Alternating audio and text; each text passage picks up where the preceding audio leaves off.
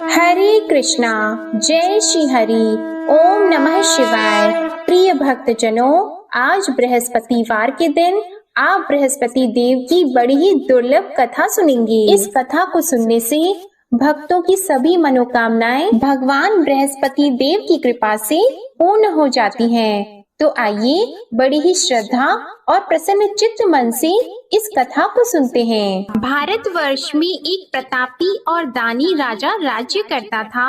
वह नित्य गरीबों और ब्राह्मणों की सहायता करता था। यह बात उसकी रानी को अच्छी नहीं लगती थी। वह न ही गरीबों को दान देती, न ही भगवान का पूजन करती थी और राजा को भी दान देने से मना किया करती थी। एक दिन राजा शिकार खेलने वन को गए हुए थे, तो रानी महल में अकेली थी। उसी समय बृहस्पति देव साधु वेश में राजा के महल में भिक्षा लेने के लिए गए और भिक्षा मांगी, तो रानी ने भिक्षा देने से इनकार कर दिया और कहा, हे साधु महाराज, मैं तो दान पुण्य से तंग आ गई हूँ। मेरा पति सारा धन लुटाते रहते हैं। मेरी इच्छा है कि हमारा धन नष्ट हो जाए, फिर न रहेगा बांस, न बजेगी बांसुरी। साधु ने कहा, देवी तुम तो बड़ी विचित्र हो। धन संतान तो सभी चाहते हैं, पुत्र और लक्ष्मी तो पापी के घर भी होने चाहिए। यदि तुम्हारे पास अधिक धन है तो भूखों को भोजन दो, प्यासों के लिए प्याऊ बनवाओ, मुसाफिरों के लिए धर्मशालाएं खुलवाओ।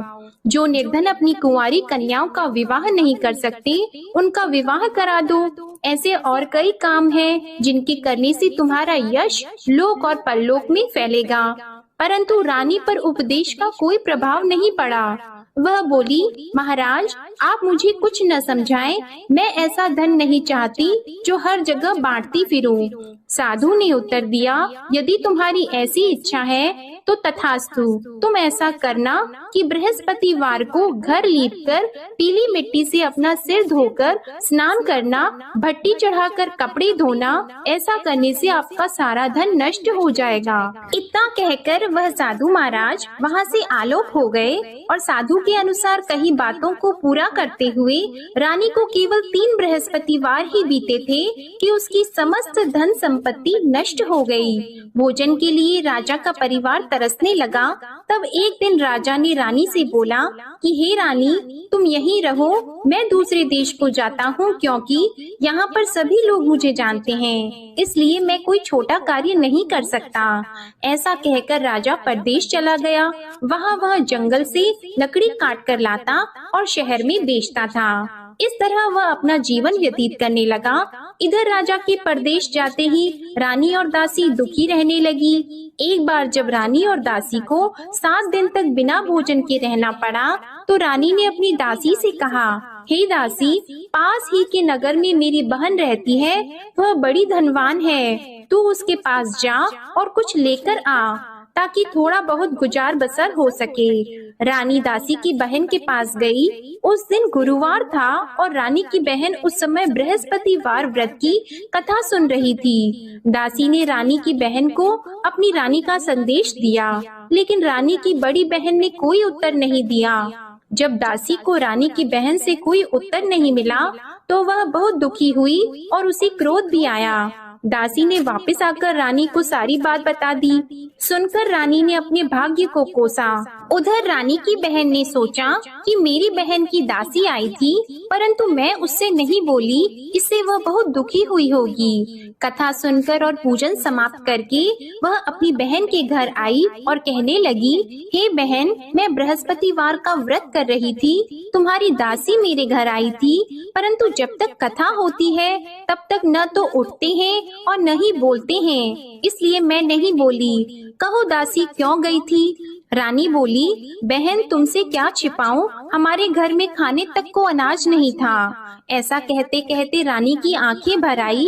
उसने दासी समेत पिछले 7 दिनों से भूखे रहने तक की बात अपनी बहन को विस्तार पूर्वक सुना दी। रानी की बहन बोली, देखो बहन, भगवान बृहस्पति सबकी मनोकामना को पूर्ण करते हैं।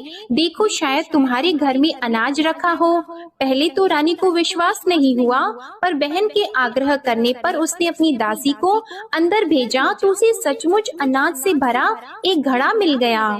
यह देखकर दासी को बड़ी हैरानी हुई। दासी रानी से कहने लगी, हे रानी, जब हमको भोजन नहीं मिलता तो हम व्रत ही तो करते हैं, इसलिए क्यों न इनसे व्रत और कथा की विधि पूछ ली जाए ताकि हम भी व्रत कर सकें। तब रानी ने अपनी बहन से बृहस्पतिवार व्रत के बारे में पूछा।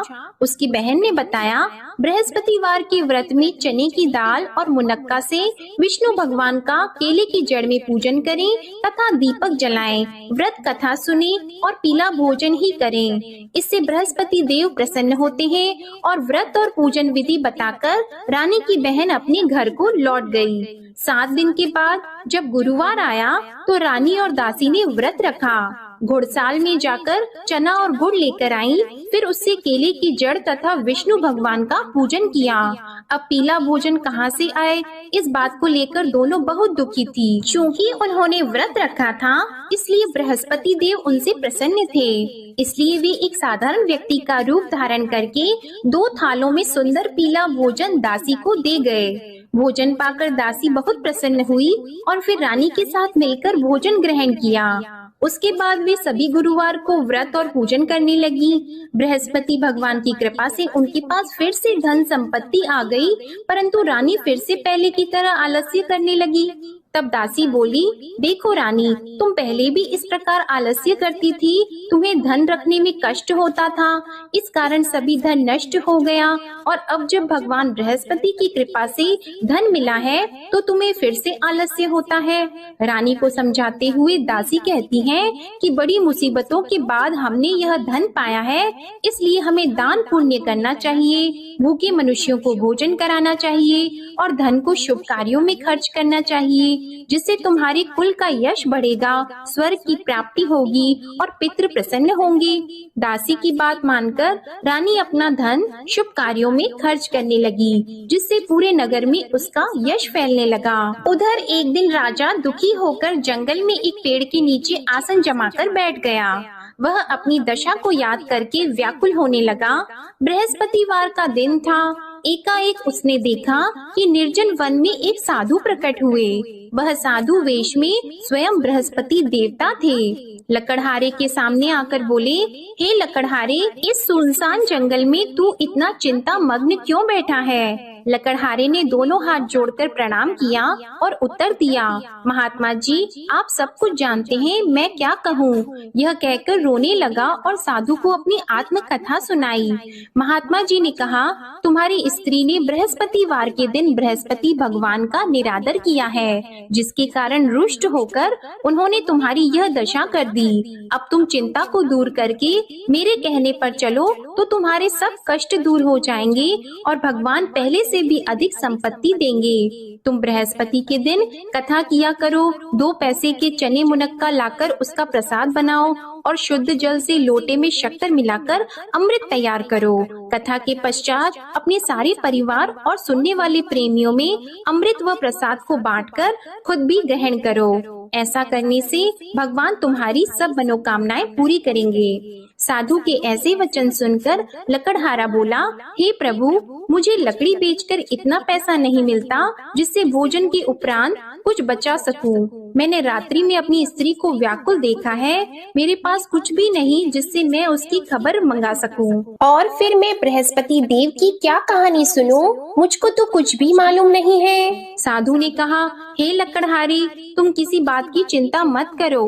बृहस्पतिवार के दिन तुम रोजाना की तरह लकड़ियाँ लेकर शहर को जाओ।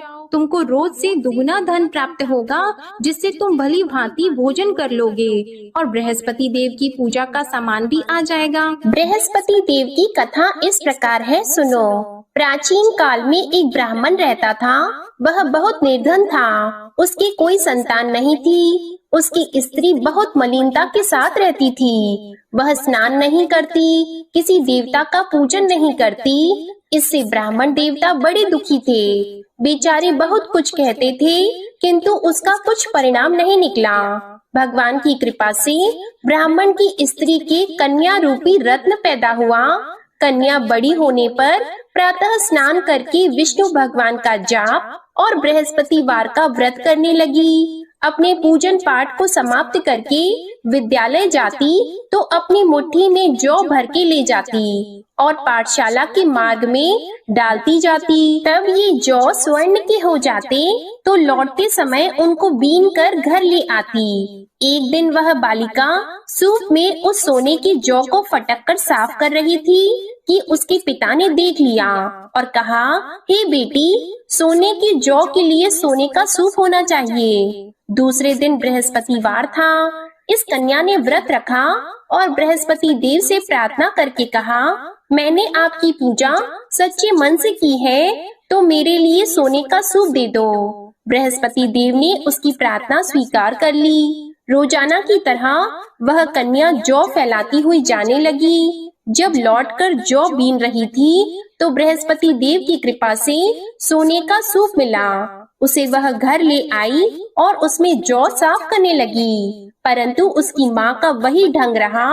एक दिन की बात है कि वह कन्या सोने के सूप में जौ साफ कर रही थी। उस समय उस शहर का राजपुत्र वहाँ से होकर निकला। इस कन्या के रूप और कार्य को देखकर मोहित हो गया और अपने घर आकर भोजन और जल त्याग कर उदास होकर लेट गया। राजा को इस बात का पता लगा तो अपने प्रधानमंत्री के साथ उसके पास गए और बोले, हे बेटा, तुम्हें किस बात का कष्ट है? किसी ने तुम्हारा अपमान किया है अथवा और कोई कारण हो सो कहो, मैं वही कार्य करूँगा जिससे तुम्हें प्रसन्नता हो। अपने पिता की राजकुमार ने बातें सुनी तो वह बोला, मुझे आपकी कृपा से किसी बात का दुख नहीं है। किसी ने मेरा अपमान नहीं किया है, परंतु मैं उस लड़की से विवाह करना चाहता हूँ जो सोने के सूप में जौ साफ कर रही थी। यह सुनकर राजा आश्चर्य में पड़ गया और बोला, हे बेटा, इस तरह की कन्या का पता तुम ही लगाओ, मैं उसके साथ तेरा विवाह अवश्य ही करवा दूंगा। राजकुमार ने उस लड़की के घर का पता बताया। तब मंत्री उस लड़की के घर गए और ब्राह्मण देवता को सभी हाल बताया। ब्राह्मण देवता राजकुमार के साथ अपनी कन्या का विवाह करने के लिए तैयार हो गए तथा विधि विधान के अनुसार ब्राह्मण की कन्या का विवाह राजकुमार के साथ हो गया। कन्या के घर से जाते ही पहले की भांति उस ब्राह्मण देवता के घर में गरीबी का निवास हो गया। अब भोजन के लिए भी अन्न बड़ी मुश्किल से मिलता था। एक दिन दुखी होकर ब्राह्मण देवता अपनी पुत्री के पास गए। बेटी ने पिता की दुखी अवस्था को देखा और अपनी माँ का हाल पूछा। तब ब्राह्मण ने भी सभी हाल कहा। कन्या ने बहुत सा धन देकर अपने पिता को विदा कर दिया। इस तरह ब्राह्मण का कुछ समय सुख पूर्वक व्यतीत हुआ। कुछ दिन के बाद फिर वही हाल हो गया।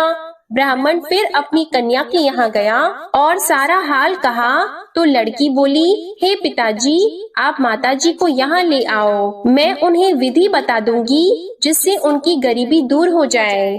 वह ब्राह्मण देवता अपनी स्त्री को साथ लेकर पहुँचे तो अपनी माँ को समझाने लगी कि हे माँ, तुम प्रातः काल प्रथम स्नान आदि करके विष्णु भगवान का पूजन करो तो सब दरिद्रता दूर हो जाएगी। परंतु उसकी माँ ने एक भी बात नहीं मानी और प्रातः काल उठकर अपनी पुत्री के बच्चों की जूठन को खा लिया।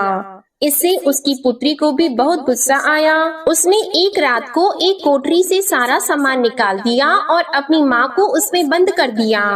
प्रातः उसमें से उसे निकाला तो स्नान आदि करा के पूजा पाठ करवाया तो उसकी माँ की बुद्धि ठीक हो गई। इसके बाद वह नियम से पूजा पाठ करती और प्रत्येक बृहस्पतिवार को व्रत रखने लगी। इस व्रत के प्रभाव से उसकी माता और पिता बहुत ही धनवान और पुत्रवान हो गए और बृहस्पति देवता के प्रभाव से इस लोक के सुख को भोगकर अंत में स्वर्ग को प्राप्त हुए।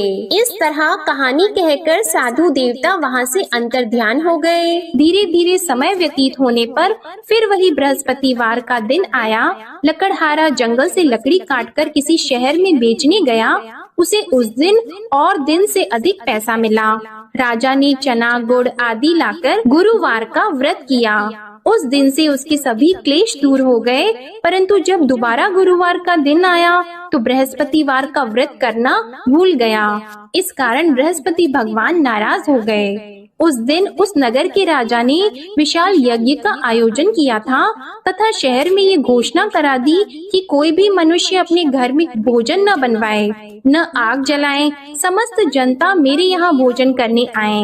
इस आज्ञा को जो न मानेगा उसे फांसी की सजा दी जाएगी। इस तरह की घोषणा संपूर्ण नगर में करवा दी गई। राजा की आज्ञा के अनुसार शहर के सभी लोग भोजन करने गए, लेकिन लकड़हारा कुछ देर से पहुंचा, इसलिए राजा उसको अपने साथ घर लेके गए और ले जाकर भोजन करा रहे थे तो रानी की दृष्टि उस खूंटी पर पड़ी जिस पर उसका हार लटका हुआ था। वह वहाँ पर दिखाई नहीं दिया। रानी ने निश्चय किया कि मेरा हार इस मनुष्य ने चुरा लिया है। उसी समय सिपाहियों को बुलाकर उसको कारागार में डलवा दिया। जब लकड़हारा कारागार में पड़ गया और बहुत दुखी होकर विचार करने लगा कि न जाने कौन से पूर्व जन्म के कर्म से मुझे यह दुख प्राप्त हुआ है, और उसी साधु को याद करने लगा जो कि जंगल में मिला था। उसी समय तत्काल बृहस्पति देव साधु के रूप में प्रकट हुए और उसकी दशा को देखकर कहने लगे, अरे मूर्ख, तूने बृहस्पति देव की कथा नहीं करी, इस कारण तुझे दुख प्राप्त हुआ है। अब चिंता मत कर, बृहस्पतिवार के दिन कारागार के दरवाजे पर 4 पैसे पड़े मिलेंगे, उनसे तू बृहस्पति देव की पूजा करना, तेरे सभी कष्ट दूर हो जाएंगे। बृहस्पतिवार के दिन उसे 4 पैसे मिले। लकड़हारे ने कथा कही। उसी रात्रि को बृहस्पति देव ने उस नगर के राजा को स्वप्न में कहा, हे राजा, तुमने जिस आदमी को कारागार में बंद कर दिया है वह निर्दोष है, वह राजा है, उसे छोड़ देना। रानी का हार उसी खूंटी पर लटका है, अगर तू ऐसा नहीं करेगा तो मैं तेरे राज्य को नष्ट कर दूंगा। इस तरह रात्रि के स्वप्न को देखकर राजा प्रातः काल उठा और खूंटी पर हार देखकर लकड़हारे को बुलाकर क्षमा मांगी और लकड़हारे को योग्य सुंदर वस्त्र आभूषण देकर विदा कर दिया। बृहस्पति देव की आज्ञा के अनुसार लकड़हारा अपने नगर को चल दिया। राजा जब अपने नगर के निकट पहुंचा तो उसे बड़ा आश्चर्य हुआ। नगर में पहले से अधिक बाग, तालाब, कुएं तथा बहुत सी धर्मशाला, मंदिर आदि बन गई हैं। राजा ने पूछा, यह किसका बाग और धर्मशाला है? तब नगर के सब लोग कहने लगे, यह सब रानी और बंदी के हैं। तो राजा को आश्चर्य हुआ और गुस्सा भी आया। जब रानी ने यह खबर सुनी कि राजा आ रहे हैं तो उन्होंने दासी से कहा, हे दासी, देख राजा हमको कितनी बुरी हालत में छोड़ गए थे, हमारी ऐसी हालत देखकर वह लौट न जाएं, इसलिए तू दरवाजे पर खड़ी हो जा। आज्ञा के अनुसार दासी दरवाजे पर खड़ी हो गई। राजा आए तो उन्हें अपने साथ लेकर आई। तब राजा ने क्रोध करके अपनी रानी से पूछा कि यह धन तुम्हें कैसे प्राप्त हुआ है? तब उन्होंने कहा, हमें यह सब धन बृहस्पति देव के इस व्रत के प्रभाव से प्राप्त हुआ है। राजा ने निश्चय किया कि 7 रोज बाद तो सभी बृहस्पति देव का पूजन करते हैं, परंतु मैं प्रतिदिन दिन में 3 बार कहानी और रोज व्रत किया करूँगा। अब हर समय राजा के दुपट्टे में चने की दाल बंदी रहती और दिन में 3 बार कहानी कहते। एक रोज राजा ने विचार किया कि चलो अपनी बहन के यहाँ हो आवे। इस तरह निश्चय करके राजा घोड़े पर सवार होकर अपनी बहन के यहाँ को चलने लगा। मार्ग में उसने देखा कि कुछ आदमी एक मुर्दे को लिए जा रहे हैं। उन्हें रोककर राजा कहने लगा, अरे भाइयों, मेरी बृहस्पति देव की कथा सुन लो। वे बोले, लो हमारा तो आदमी मर गया है, इसको अपनी कथा की पड़ी है। परंतु कुछ आदमी बोले, अच्छा कहो, हम तुम्हारी कथा भी सुनेंगे। राजा ने दाल निकाली और जब कथा आधी हुई थी कि मुर्दा हिलने लग गया, और जब कथा समाप्त हो गई तो राम राम करके मनुष्य उठकर खड़ा हो गया। आगे मार्ग में उसे एक किसान खेत में हल चलाता मिला तो राजा ने उसे देखकर बोला, अरे भैया, तुम मेरी बृहस्पतिवार की कथा सुन लो। किसान बोला, जब तक मैं तेरी कथा सुनूंगा तब तक 4 हरैया जोत लूंगा, जा अपनी कथा किसी और को सुनाना। इस तरह राजा आगे चलने लगा। राजा के हटते ही बैल पछाड़ खाकर गिर गए और किसान के पेट में बड़ी जोर का दर्द होने लगा। उस समय उसकी माँ रोटी लेकर आई और उसने जब यह देखा तो अपने पुत्र से सब हाल पूछा और बेटे ने सभी हाल कह दिया। तो बुढ़िया दौड़ी दौड़ी उस घुड़सवार के पास गई और उससे बोली कि मैं तेरी कथा सुनूंगी, तू अपनी कथा मेरे खेत पर चलकर ही कहना। राजा ने बुढ़िया के खेत पर जाकर कथा कही, जिसके सुनते ही वह बैल उठकर खड़े हुए तथा किसान के पेट का दर्द भी बंद हो गया। राजा अपनी बहन के घर पहुंचा। बहन ने भाई की खूब मेहमानी की। दूसरे रोज प्रातः काल राजा जगा तो वह देखने लगा कि सब लोग भोजन कर रहे हैं। राजा ने अपनी बहन से कहा, ऐसा कोई मनुष्य है जिसने भोजन नहीं किया हो? मेरे बृहस्पतिवार की कथा सुन ले। बहन बोली, हे भैया, यह देश ऐसा है कि पहले यहाँ लोग भोजन करते हैं, बाद में अन्य काम करते हैं। अगर कोई पड़ोस में हो तो देख आऊं। वह ऐसा कहकर देखने चली गई, परंतु उसे कोई ऐसा व्यक्ति नहीं मिला जिसने भोजन न किया हो। अतः वह एक कुम्हार के घर गई, जिसका लड़का बीमार था। उसे मालूम हुआ कि उनके यहाँ 3 रोज से किसी ने भोजन नहीं किया है। रानी ने अपने भाई की कथा सुनने के लिए कुम्हार से कहा। वह तैयार हो गया। राजा ने जाकर बृहस्पतिवार की कथा कही, जिसको सुनकर उसका लड़का ठीक हो गया। अब तो राजा की प्रशंसा होने लगी। एक रोज राजा ने अपनी बहन से कहा कि हे बहन, हम अपने घर को जाएंगे, तुम भी तैयार हो जाओ। राजा की बहन ने अपनी सास से कहा तो सास ने कहा, हाँ चली जा, परंतु अपने लड़कों को मत ले जाना, क्योंकि तेरे भाई की कोई औलाद नहीं है। बहन ने अपने भैया से कहा, हे भैया, मैं तो चलूंगी पर कोई बालक नहीं चलेगा। तो राजा बोला, जब कोई बालक नहीं चलेगा तब तुम ही क्या करोगी? बड़े दुखी मन से राजा अपने नगर को लौट आया। राजा ने अपनी रानी से कहा, हम निर्वंशी हैं, हमारा मुंह देखने का धर्म नहीं है और कुछ भोजन आदि नहीं किया है। रानी बोली, हे प्रभु, बृहस्पति देव ने हमें सब कुछ दिया है, वह हमें औलाद अवश्य देंगे। उसी रात को बृहस्पति देव ने राजा से स्वप्न में कहा, हे राजा उठो, सभी सोच त्याग दो, तेरी रानी गर्भ से है। राजा को यह बात सुनकर बड़ी खुशी हुई। 9वें महीने में उसके गर्भ से एक सुंदर पुत्र पैदा हुआ। तब राजा बोला, हे रानी, स्त्री बिना भोजन के रह सकती है, पर बिना कहे नहीं रह सकती। जब मेरी बहन आएगी तुम उससे कुछ मत कहना। रानी ने सुनकर हाँ कर दिया। जब राजा की बहन ने यह शुभ समाचार सुना तो वह बहुत खुश हुई और बधाई लेकर अपने भाई के यहाँ आई। तभी रानी ने कहा, घोड़ा चढ़कर तो नहीं आई है, गधा चढ़कर आई है। राजा की बहन बोली, भाभी, मैं इस प्रकार न कहती तो तुम्हें औलाद कैसे मिलती? बृहस्पति देव ऐसे ही हैं, जैसी जिसके मन में कामनाएं हैं सभी को पूर्ण करते हैं। जो सद्भावना पूर्वक बृहस्पतिवार का व्रत करता है एवं कथा पढ़ता है अथवा सुनता है, दूसरों को सुनाता है, बृहस्पति देव उनकी सभी मनोकामनाएं पूर्ण करते हैं। बृहस्पति देव उनकी सदैव रक्षा करते हैं।